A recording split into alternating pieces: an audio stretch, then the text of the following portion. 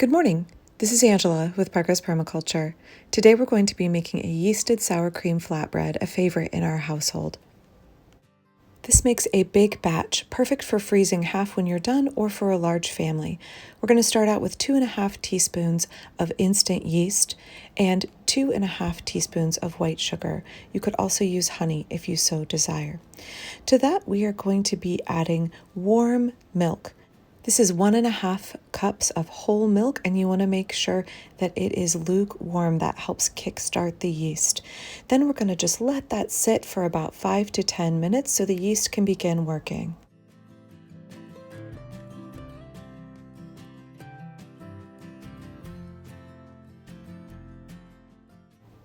Next, we're going to be adding 3 tablespoons of vegetable oil. You could also use olive oil if you so desire. Next, we're going to add 2 eggs. These are eggs from our hens. I always crack my eggs into a separate dish before adding them to the rest of the ingredients, just to be safe.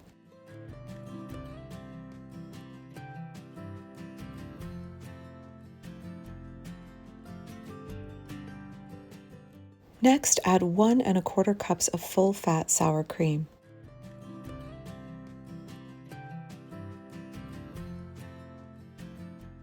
Now the dry ingredients, 1.5 teaspoons baking powder and 1 teaspoon of salt. This is added to our flour. I'm starting out with 7 cups of flour, but you'll see as I go, I work in more flour as the dough begins to come together. So you want to measure out 7 cups of flour here, but have another cup to cup and a half ready as you begin to knead the dough.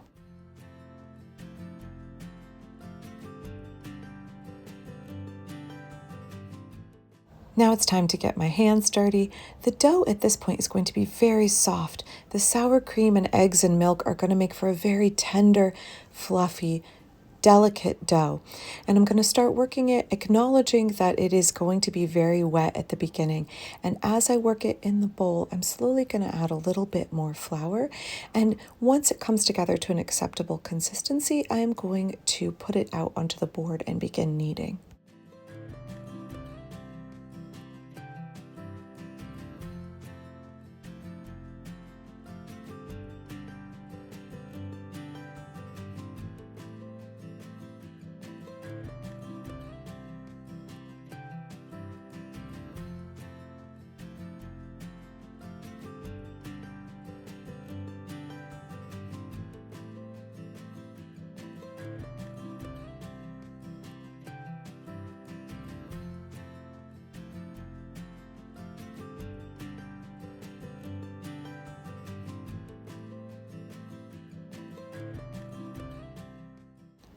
Once the dough is turned out onto the board, I'm going to knead it for about 10 minutes, working in perhaps another half cup of flour as I go.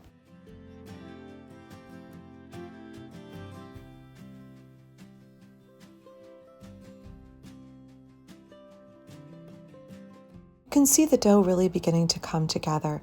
This may be a simple flatbread, but the addition of sour cream and the eggs and that whole milk really makes it a rich and special bread we enjoy with soups and stews.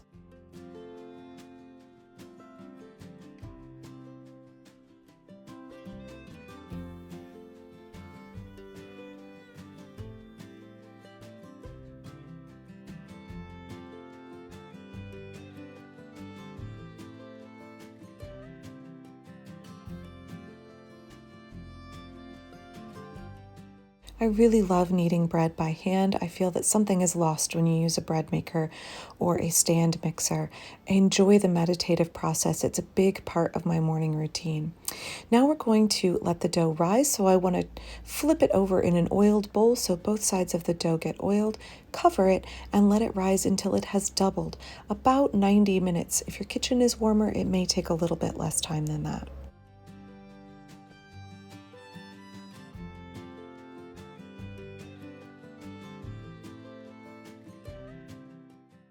My second daughter, B, is helping me with this part. We're going to divide the risen dough into our individual sections of flatbread.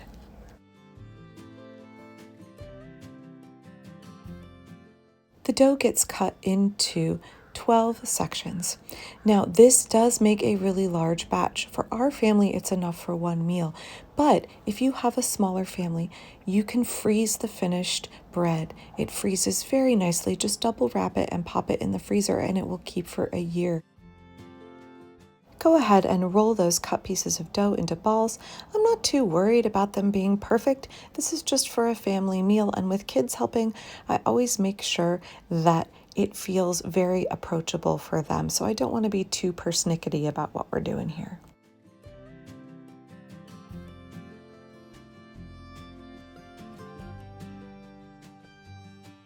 If along the way you notice that your dough balls are a little bit uneven, it's okay to pinch some off of a larger one and add it to a smaller. Now, I want to make sure once we have these rolled out that I cover the dough. Let it rest for about 10 minutes and make sure that it stays covered so that it does not dry out. After that 10-minute rest, I'm going to start rolling out the dough while a griddle heats on the stovetop behind me. Don't forget to add a little bit of flour. Remember, this is a dough with a lot of eggs and dairy in it, and so it is a little bit sticky. I want to roll the dough out into a thin oblong shape. If the dough is too thick, you will find that it is still raw in the middle and overdone on the outside. So I want to get it nice and thin so that it can cook evenly on our griddle.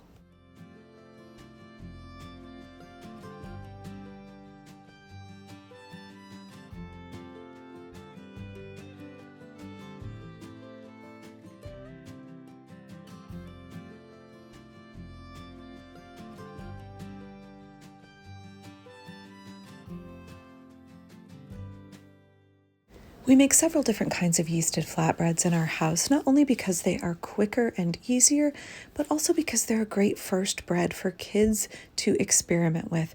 They're very forgiving. You don't have to shape it perfectly. They're a very humble, easy, and enjoyable bread to make. Also, perfect for kid-sized hands.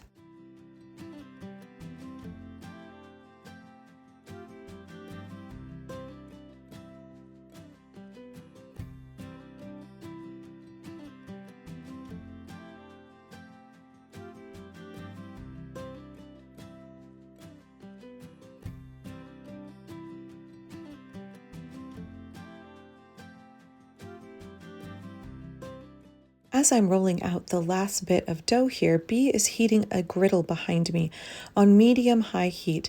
That's about setting 6 on our stovetop. When it's nice and hot, you want to throw down that piece of dough and let it cook until it's nice and brown on the bottom, and then flip and cook the other side well. You want to make sure, again, your dough is thin enough that it can cook evenly all the way through.